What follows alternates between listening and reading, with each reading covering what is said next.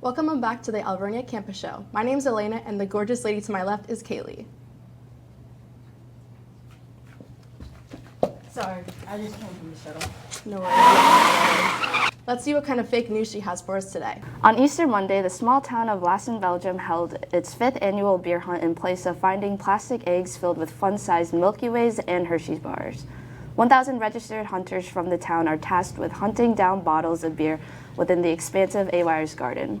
A total of 12,000 bottles of beer were stashed throughout the park, and the goal is to collect as many as possible and likely drink all of them. A golden bottle is also put in the field, and whoever finds it, the well-hidden bottle, will earn a special prize of their own weight in beer. And don't worry, the children got their own chocolate egg hunt before the beer hunt began, though who knows how many children snuck onto the playing field and got a few sips to spite their parents. Liesl Bennett holds the Guinness World Record for the largest collection of Minions memorabilia. Yes, those little guys from Despicable Me. She says it all started about 15 years ago when she fell in love with the Minions after watching the first movie. Her collection has grown so much, even her daughter jokes that she might need a whole new house just to store it all. Out of all the Minions, Liesl's favorite is Stuart. She says she loves his sassy attitude. And honestly, at this point, I don't think even Gru could top her record. Michael, a 24-year-old YouTuber, was arrested after visiting a restricted island in the North Indian Ocean. He made his way to the North Sentinel Island to meet people from the isolated Sentinese tribe, and in an attempt to communicate with the tribe, he made an offer which was a Coke can and a coconut, and then he collected some sand samples before making his way back home. Coke should really pay for his bail for that free marketing. After being uprooted during a fatal tornado outbreak in Mississippi in March, a tortoise named Myrtle was reunited with its family. Weeks after being found hurt close to Tylertown, Myrtle was sent to the Central Mississippi Turtle Rescue, which started looking for its owner on social media. After the storm demolished their fence, the Emanuels, the tortoise's family, had lost all hope. After being discovered, Myrtle was given back and is currently recovering under the watchful eye of its owner, Tiffany Emanuel. The touching reunion provided a brief moment of happiness despite the tornado's devastation. Chaos broke out at the late-night screening of the Minecraft movie after fans trashed the theater and smuggled in a live chicken, all while chanting "Chicken Jockey" in true Minecraft fashion. Meanwhile, TrueMoo has launched a limited edition Creeper Milk, a bright green vanilla-flavored drink honoring the game's most iconic mob. Each bottle has pixelated artwork and a QR code for exclusive in-game content. Don't drink too much, though, or you may explode in true creeper fashion. New mom, Charlotte Hastings, took to social media this week to share an emotional and slightly controversial moment, shortly after giving birth to her son, Oliver. Through tears of both joy and confusion, she looked at her bundle of joy and cried out, "He's a bit ugly." Naturally, the internet reacted, and while so many criticized the new mother for her brutal honesty, others came to her defense and applauded her realness and sharing their own "what in the world did I create" birth stories. Charlotte later clarified that her comments were just a joke, adding, "I was delirious, emotional, and slightly in shock from becoming a new mother." Baby Oliver, now a few weeks old, is reportedly thriving, gaining weight, growing hair, and blossoming into peak cuteness. Charlotte has even joked that he finally looks less like an old man and more like a baby cat model. China's humanoid robot Zhao Runner 1 impressed crowds by completing a half marathon alongside human runners, moving smoothly and steadily without any signs of fatigue. While others pushed through exhaustion, the robot maintained a steady pace, waved to the crowd, and even captured a post-race selfie. This event marked a futuristic moment where endurance meets innovation on the track. On the 15th this month, Spanish police had arrested 2 criminals convicted in the act of stealing and selling exotic cats. The thieves were caught in possession of around 19 cats, ranging from caracals to servals, domestic cat hybrids, and even more dangerous big cats like white tigers and leopards. Alongside the animals, around 40 irregular animal passports were found from countries like Russia, China, and Belarus. The culprits were confirmed to be a couple who were raising these exotic cats in their home and selling for as high as $68,000. Let's just hope their court sentence gives them a restraining order on all zoos within a global radius. And now on to Ian for sports.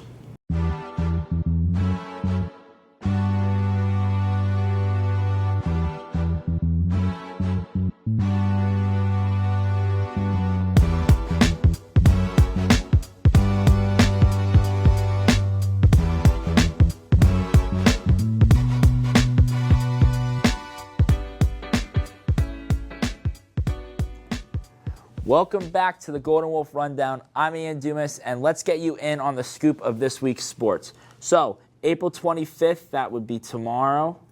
We got baseball going up against York College. That's going to be some fun stuff. And that's a pretty light day for sports. That one's going to start at 3:30, and we got nothing else on the docket right there in Angelica Park. Then moving on to the 26th, we got men's and women's track and field. They're going to be at Shippensburg, another run at an invitational. That one's going to start at 9 a.m. Women's golf will play day one of their MAC championship. Best of luck. I mean, wow, how far you've come. And that's going to be a 10 a.m. start. Women's lacrosse will be here against Albright. That's going to be an 11 a.m. start. And then to end off that day, baseball will have a doubleheader against York, 12 p.m. and 3 p.m., and then softball, respectively, will also be here, 1 p.m. and 3 p.m. And then men's tennis at Messiah for their last match of the season. Then we're moving on to the 27th. Women's golf is back at it with the MAC championships for day 2. And then to finish off that week, we got baseball versus Keystone right here in Reading. That's going to be a 3:30 p.m. start. Now joining me for Off the Bench in another great segment, I got Matt and Tony. Off the bench. Get in there. All right, well, guys, tonight is the NFL draft. We all assume Cam Ward is going to go first overall to the Titans. So follow that up. Where do you think Shedeur Sanders is going to go in? I have a feeling that he could probably go to the Giants, maybe a nice filler for them, right? The Giants could definitely use him. I don't know. I think it's pretty plain simple. The Giants need him, and I think they're early enough that they can get him. All right. Well, it segues into who I think my team will pick. I think it's going to be the Steelers. People say, oh, he should go to the Saints. I think the Saints, a lot of teams, especially the Saints from what I've seen, have actually valued Jackson Dart high. I don't think they'll take him there. They might trade down. But Shedeur, he likes Mike Tomlin. He said he reminds him of his dad. And I think Shedeur, he can be NFL ready. He has some things he needs to work on. But in college, he showed good improvisation in the pocket and everything. So I think that Shedeur is definitely going to go to the Steelers, in my opinion. Yeah, I completely agree. I think the Steelers are going to trade up with my team, the Jets, at number 7 overall to take Shedeur. I think they don't want to get to that point with the Saints in a battle for them. They're going to try and move up for Shedeur. And then that leads the Jets. I think if they trade down, they'll take Tyler Warren, the tight end from Penn State. If not, they'll take Armand Mamumbo from Missouri, the tackle. And Ian, how about you? Who do you think the Commanders are going to take? I think they got to bolster up that defense. Didn't look too good against the Eagles, so I'm going to have them go with Jahdae Barron. I was about to say Brown. Jahdae Barron, center back or cornerback. I'm thinking basketball. I'm in the playoffs with that. But center back, isn't that soccer? Not even basketball. Yeah. But I think he'd be good help out Mikey Sinistro, who looked so good last year. We can move Mikey Sinistro back to where he needs to play. Just getting those tackles done. But yeah, I think he would be a good first round, and I think we can insert him to the lineup year 1. Yeah, well, thanks for taking us on a trip down sports, Ian. So who do you think is going to be the most underrated pick in the first round? Most underrated pick in the first round, I hate to say it because I'm not a fan of this team, but it's got to be Malachi Starks, safety out of Georgia, and I think he's a great tackler. He has elite speed, and Eagles and their Georgia guys, I think he's going to fall and they're going to get him, and I hate to say it, but... Yeah. Ian, how about you? This is for who we think is going to be the underrated, right? Yeah, in the first round. So,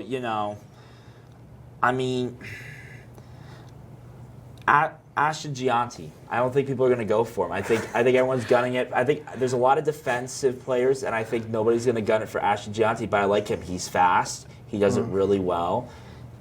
I mean, that's the best I could say, right? So you're saying the most underrated player in this draft is the most highly touted running back in this Oh, draft? you meant in the first round or in the Well, or all Ashton rounds? Gianti, even if I mean, it was if we're all talking- if rounds, we're why talking would all- it still be I Ashton mean, if we're talking all Gianti? around, I go with Dante Thornton then. All right. Well, Let's move on for me at this That's a good point. pick. Just- well, for my underrated in the first round, he's in the top 10, Michael Williams, but I think he's going to be even better than the top 10. I think he is the best player in the draft. I think he's a 1-2 with Abdul Carter. I think he's a superstar. what do you have going for him? Well, I don't know. I hope some team, what do you mean who I have going for him? He's an underrated I know player. he's Any team underrated. who gets him is going to be better. What do you mean who's going to get him? I don't know. Who It's going wants to happen him? tonight. Who do you think wants him? I think probably every team wants him. He's a superstar. I've What seen do him you for the mean? Bears. I have seen him for the Bears. He's That's probably him. going to the Saints or something at number 9. There you go. So I guess, just to end it off here, who do you think is going to get reached in the draft? Tony?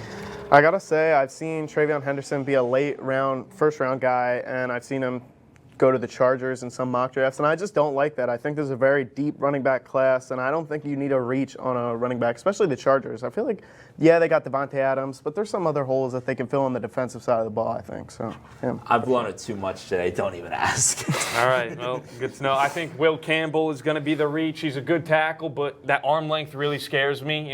He's kind of super tall, 6'6", but his arms are super short. I think he'll be a solid tackle, but I don't think he's in that top 10 pick area that people are predicting him to go. Yeah. So, thank you guys for joining in here. Ian, maybe you should skip out on the NFL draft tonight. Maybe watch something else. I always watch, You got to sit down for your team. I mean, That's fair enough. yeah, fair enough, I guess. But yeah, so thanks for tuning in, and we'll be back for an episode next week. And now for a special in-studio segment of A Moment With.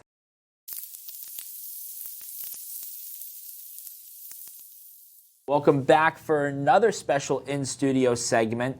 I got someone here really special that will be joining me. He is a professor here at Alvernia University, a master of martial arts as well as research. Joining me, Dr. Woosoon Kim. As mentioned before, I have here Dr. Woosoon Kim Sure. with me. And looks like you brought a bunch of stuff with you today. So, I brought some. we know that you're a professor, but I hear you also have some other hobbies involving sports outside of sport management teaching. I don't want to say that this is my hobby, but having this martial art training, I have learned my lifelong skills. So I'm still doing this one. So, you want to talk to us about maybe some of the lifelong skills that you learned from that? Because, they talk about it a lot in martial arts, taekwondo, and judo, I believe you said you did, right? Judo, I don't have a black belt, but I have taekwondo black belt and hapkido black belt. Okay. So, talk to us about your experiences in those, forms of martial art. What lessons you learned, right? And maybe what you took with you.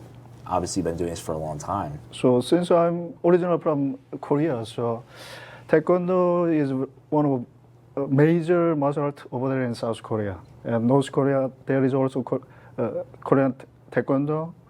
And there are two big global taekwondo associations. One is WTF, that is World Olympic Style Taekwondo. So that is from South Korea, and North Korea, there is ITF, International Taekwondo Federation. But many of us, in globally, which one is bigger? WTF is bigger because of Olympic game, because that style is Olympic style. So you obviously talked about Korea being the, of course, Olympic style. What was it like? You came to the U.S. and I know you still do. You still show off some of that taekwondo. You did a little bit of it here as well. Were you a master, right? Before I got to here in USA, I had a third degree taekwondo black belt, and now currently I have 6th degree taekwondo black belt. So what's the experience like? When you got here, was it different from taekwondo in Korea in America, or was it relatively the same for you? Taekwondo is not different, just those forms and kicking skills and punching skills that we are learning, that might be same. But when I have more experiences, Taekwondo to me, that meaning is a little different. So what I want to say here is, when I got the very first black belt, I feel like, oh, I have the level of confidence really high, so I maybe want to show this one to many others. So I feel like, I don't want to say that I'm an arrogant person, but that was my feeling. But later on, I feel like the color of this black faded. So I learned this one from my taekwondo experience. Those senior black belt holders who has a 9th degree, when we see their black belt, the color was very faded. So it looks like more became white. So start from white.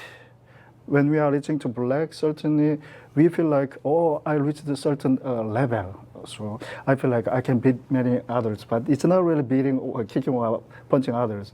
This is the reason why I say the lifelong skills that I learned from taekwondo is more like humility that I learned, and how I need to treat other people, and daily life, how I can train myself. So physically training, flexibility, I'm doing all the time stretching. Almost every day I do stretching myself. I have also some taekwondo equipment at my basement. So kicking pad is there. So sometimes my boys they are holding kicking pad and I'm kicking. So this type of daily training, we are not forgetting about this one. So all the time doing this one. And also whenever we have a chance to help others, and in case if someone is in maybe some pain, some situation that we need to help, so we go there and help. So humility can be one thing, and community service can be another thing. I learned many different things from my martial arts experience that I want to say. You know, and obviously you have multiple martial arts experiences. You know, what's it like having judo, hapkido, and taekwondo all under your belt, so to speak? You know, what's that like, being able to know multiple martial arts, and they're all, of course, very different? So those techniques can be all different. Now many people are doing Brazilian Jiu-Jitsu style, MMA style, and Taekwondo and Hapkido and Karate, more like a kicking, punching, but they have all different sparring techniques. So Karate, they can kick lower body, but Taekwondo, we are not kicking lower body. Karate, they are punching using their palms to face, but Taekwondo, we don't do. But these are all simply sparring techniques. But also the core discipline of all those martial arts, that is self-defense. Whenever we have any situation to protect ourselves or others, we are using those techniques for me and others. So same idea. It doesn't really matter. Any techniques we are executing, ground skills, kicking skills, punching skills, or throwing skills like judo, pretty much the same.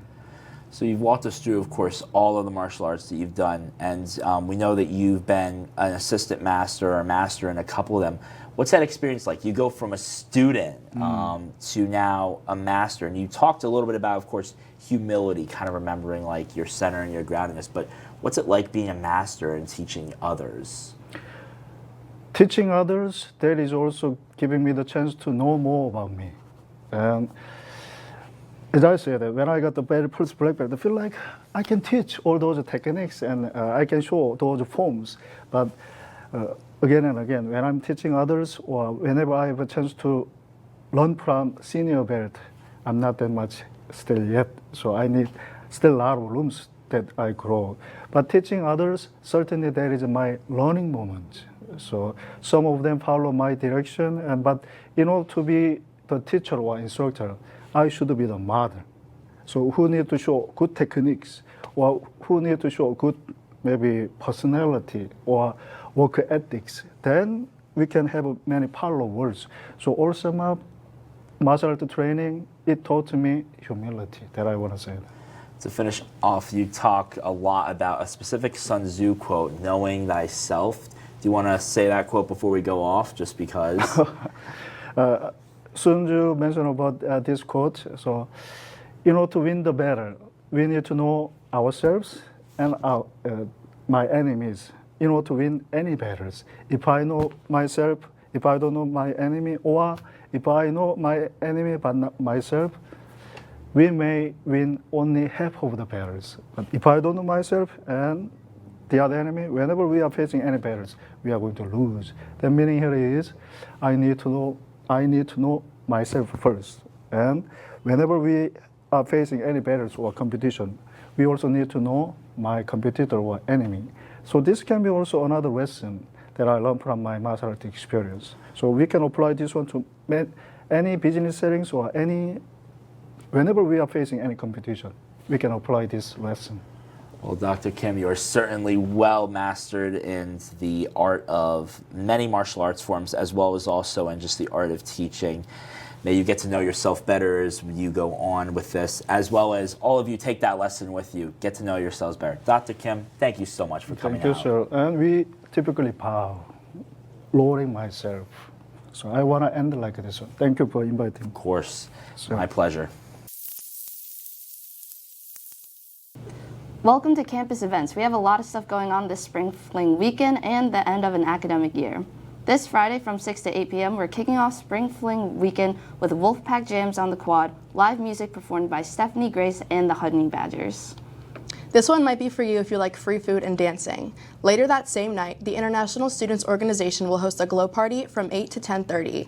Accessories and vintage masquerades will be given out.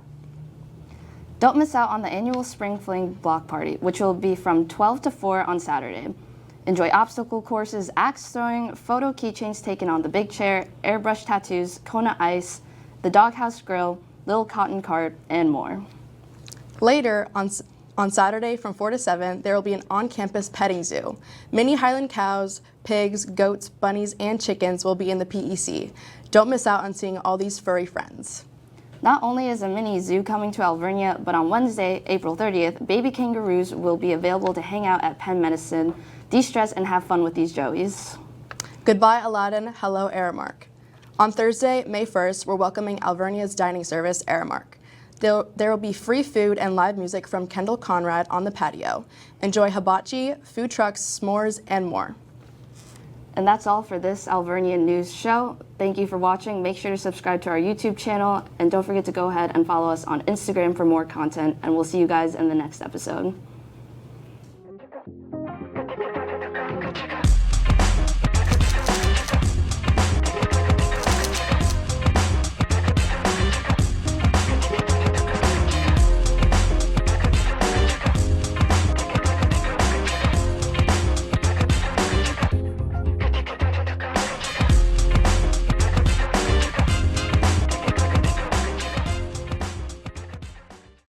This one looks like thicker and bigger, but I like to wear this one when I'm doing my taekwondo training. This one I got when I was over there in Florida. At that time I was a doctoral student, and I went to U.S. Taekwondo Master Academy, and my name is there. Woosoon Kim is my name. And that time I got this one. And please know that I added one more stripe here. So my current Taekwondo black belt is number 6, 6th degree black belt. And this one I had many years, more than 30 years. And I brought this one from my home country, Korea. So my name is there. Kim Woosoon is my name. Koreans, we put last name first. So Kim Woosoon is my name. It is telling me Busan National University and Taekwondo school, Taekwondo club. So wherever I go in Korea or here in USA, I did Taekwondo training with some others. So, and especially the reason why I like this one is it has a long history. And also, what I can say is the color faded. So many years ago, it was just black, but now a little lighter. So this is the lesson that I learned from my Taekwondo training experience. I would like to say that again.